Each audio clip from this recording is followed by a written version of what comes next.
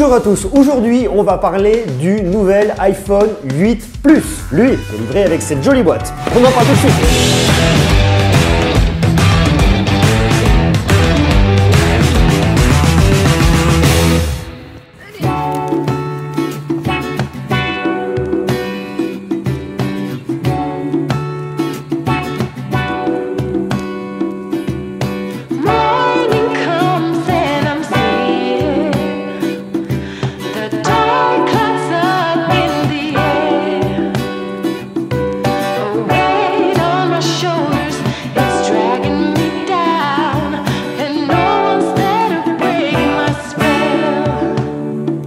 L'iPhone 8 Plus, le nouvel iPhone de 2017, enfin en tout cas un des nouveaux iPhones de 2017, il y a l'iPhone 8, l'iPhone 8 Plus et l'iPhone 10. L'iPhone 10, on en parlera prochainement, on va le tester ensemble. Pour l'instant, il n'est pas encore sorti, on va se concentrer sur ce qu'on a, à savoir l'iPhone 8 Plus. Je vais pas tester l'iPhone 8, je pense qu'il faut directement aller sur le modèle le plus intéressant, à savoir le 8 Plus. Pourquoi? Parce que vous avez la double caméra à l'arrière.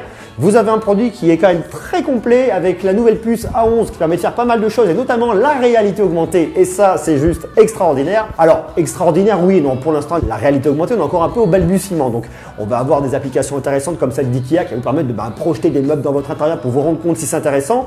Pour ma part j'ai testé les dinosaures grandeur nature, c'est marrant, il y a plein de choses rigolotes à faire mais voilà on en est qu'au début donc pour l'instant il ne faut pas trop s'exciter autour de la réalité augmentée mais en attendant on avance énormément, il va y avoir plein de choses dans les temps à venir. Pour l'instant on va se concentrer là-dessus. Le véritable atout de ce téléphone, c'est bien évidemment le grand écran. Un écran Retina 5,5 pouces en Full HD 1920 par 1080 à 401 ppp. Alors on regrette par contre que sur l'iPhone 8, on n'est pas du Full HD. On n'est qu'en 1334 par 750 à 326 ppp. On a du mal à comprendre que sur un téléphone qui coûte aussi cher en 2017, on soit pas au moins sur du Full HD. Bon, ça c'est un peu le détail qui fait un peu râler. Avec un écran LCD. Pas de OLED là-dessus. Pourquoi? Parce qu'il est réservé sur la nouvelle gamme sur les iPhone X, sur l'iPhone 10. Mais ça, voilà, on en parlera un peu plus tard. En ce qui concerne cet appareil, il est très réactif, il fonctionne super bien, réagit très rapidement à toutes les ouvertures et à toutes les sollicitations techniques qu'on peut lui faire. C'est vraiment l'intérêt de ce produit. Cette nouvelle puce A11 fonctionne relativement bien. On n'a franchement rien à lui reprocher. Maintenant, ce qui est vraiment sympa là-dessus, c'est les modes de photo et de vidéo. On a effectivement un double capteur à l'arrière,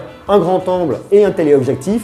Ça va vous permettre d'avoir un zoom optique x2, permettra effectivement de faire un zoom sans perte de qualité et ça c'est très bien. Votre caméra lorsque vous filmez en vidéo est stabilisée, ça c'est vraiment intéressant, on va regarder ça ensemble parce que vous avez une vraie différence avec la caméra avant qui par contre elle n'est pas du tout stabilisée. Donc là je teste la caméra avant de l'iPhone 8, voilà donc là on profite des couleurs un peu de l'automne avec un lac, hein, si vous voulez vous baigner. Voilà maintenant la caméra arrière de l'iPhone 8. Toujours ce fameux lac derrière. Donc bon, normalement ici, on est un petit peu plus stabilisé. Alors ça reste toujours un téléphone à la main. Si on veut vraiment être stabilisé, ce qu'il faut faire, c'est avoir un gimbal. C'est extrêmement simple. Il y en a plein qui existent sur le marché. Hein. Vous avez l'Osmo Mobile et différents gimbals comme ça. C'est vraiment bien. Lorsque vous filmez avec un téléphone à la main, c'est rapidement le bazar. Pour ma part, j'ai réalisé des vlogs à Berlin.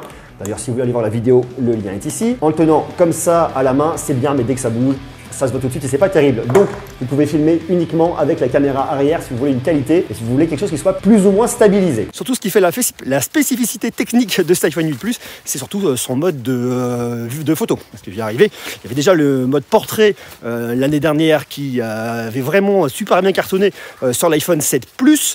Aujourd'hui, l'iPhone 8 Plus va encore plus loin. Alors, c'est une version bêta pour apporter, je dirais, de la qualité photo professionnelle.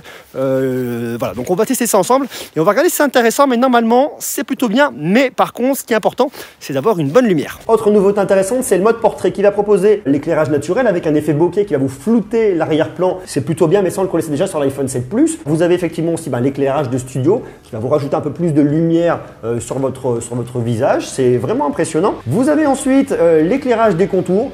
C'est bien, intéressant, ça fonctionne plutôt pas mal. L'éclairage de scène et l'éclairage de scène mono pour faire des photos en noir et blanc. Si vous n'êtes pas très bien éclairé, ça va être tout de suite compliqué. Votre iPhone aura vraiment du mal à trouver les contours exacts, les contours nets. Il y a quelque chose encore à améliorer. Alors, si on fait un effort de mémoire, l'iPhone 7 Plus, lorsqu'il est sorti, le mode portrait, c'était pas encore tout à fait ça. Les nouvelles fonctionnalités sont pas encore idéales. Il y a des bugs. On n'est que sur une version bêta, donc ne nous excitons pas trop. Attendons de voir ce que ça donne. Mais pour l'instant, c'est vraiment très prometteur.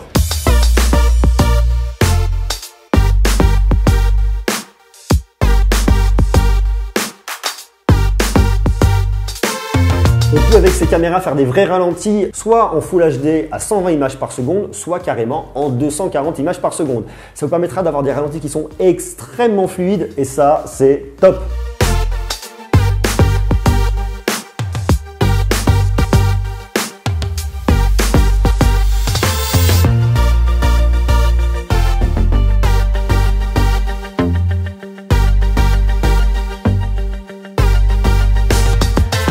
Donc là, je compare les deux caméras arrière de l'iPhone 8 Plus ici et de l'iPhone 6S ici. Il y a une vraie différence au niveau de la lumière, au niveau de pas mal de choses.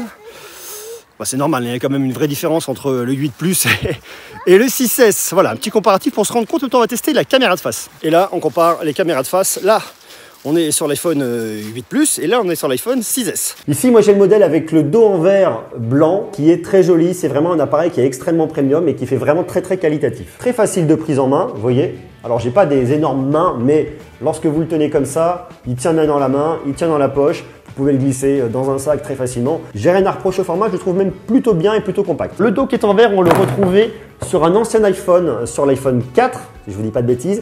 On avait un dos en verre qui était bien, qui avait la particularité de rayer, qui se rayait très facilement.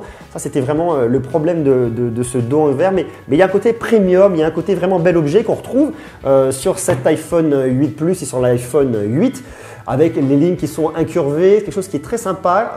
Ça laisse pas énormément de marques. Je craignais que ça en laisse plus, mais ça va. J'ai testé par exemple le Honor 9 qui lui laisse beaucoup plus de marques. Mais pour l'instant sur cet iPhone là, il n'y a pas énormément de choses à craindre de ce côté-là. Alors après, les choses qui me font un peu peur, ce sont les rayures. J'ai peur que ça se marque très rapidement dans le temps, donc il faut quand même le protéger. Alors un dos en verre, pourquoi un dos en verre?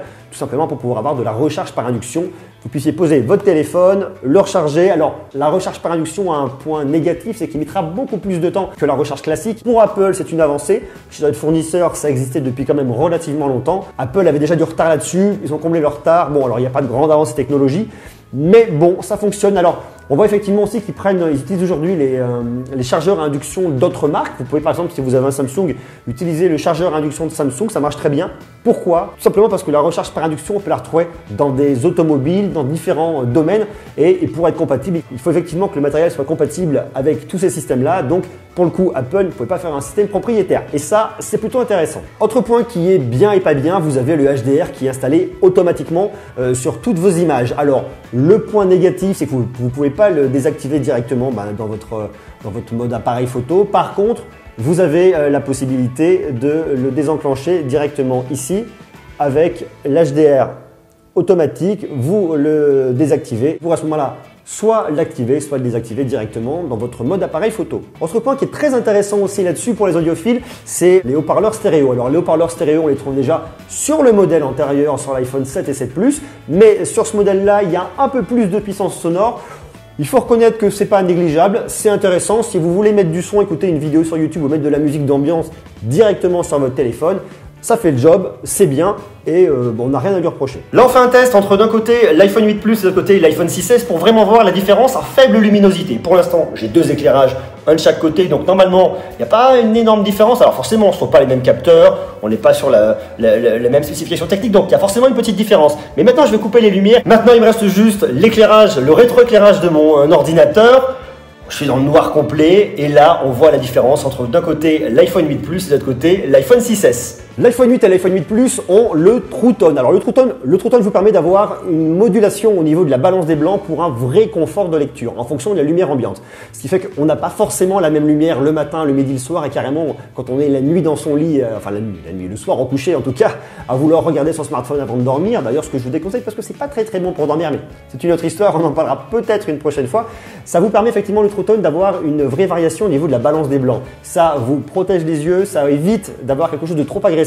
Et c'est vrai quand même que c'est intéressant et qu'on sent quand même la différence. Alors c'est pas flagrant au premier coup d'œil, mais quand on y prête vraiment attention, il y a un vrai confort au niveau du visionnage et ça c'est un vrai point positif. Cet iPhone vient trouver une place supplémentaire comme étant l'iPhone qui sera bientôt les iPhones ancienne génération avec ses grands bords et surtout sur de l'écran LCD, mais il vient vraiment compléter la gamme, apporter un iPhone supplémentaire, apporter un peu plus de puissance, la puissance qu'on peut retrouver dans l'iPhone 10, on l'a ici au niveau de la puce, donc rien à envier en termes de spécifications techniques au niveau de la puissance par rapport à l'iPhone 10, si ce n'est qu'il n'y a pas d'écran OLED, si ce n'est qu'il n'y a pas un écran bord à bord, mais si vous voulez un très bon smartphone qui coûte moins cher que l'iPhone 10 pour filmer, faire de bonnes images, de belles photos, de belles vidéos, l'iPhone 8 Plus et l'iPhone 8 feront vraiment le job. Personnellement, je vous recommande vivement l'iPhone 8 Plus, tout simplement parce qu'avec le double capteur, vous avez le téléobjectif et le grand angle, c'est vraiment bien. Voilà un peu ce qu'on peut dire aujourd'hui sur cet iPhone 8 Plus. Dites-moi vous ce que vous en pensez. Est-ce que vous l'avez acheté? Si oui, qu'est-ce que vous en pensez? Est-ce que vous vous retrouvez un peu dans ce que je vous ai montré dans cette vidéo? Est-ce que c'est un produit que vous pourriez acheter? Est-ce que vous attendez l'iPhone 10? Est-ce que vous attendez carrément l'iPhone de 2018, iPhone 9, iPhone 11, on ne connaît pas encore le nom? Est-ce que vous pensez que cet iPhone sera plus intéressant? Quant à moi, je vous invite à vous abonner parce qu'il y aura toujours plus de contenu autour de la tech pour vous parler des nouveaux produits, des innovations, des startups françaises qui se développent. Enfin, il y a plein de choses à venir. Abonnez-vous, mettez-moi vos commentaires. Et quant à moi, je vous dis à très bientôt et d'ici là, soyez sages. Ciao!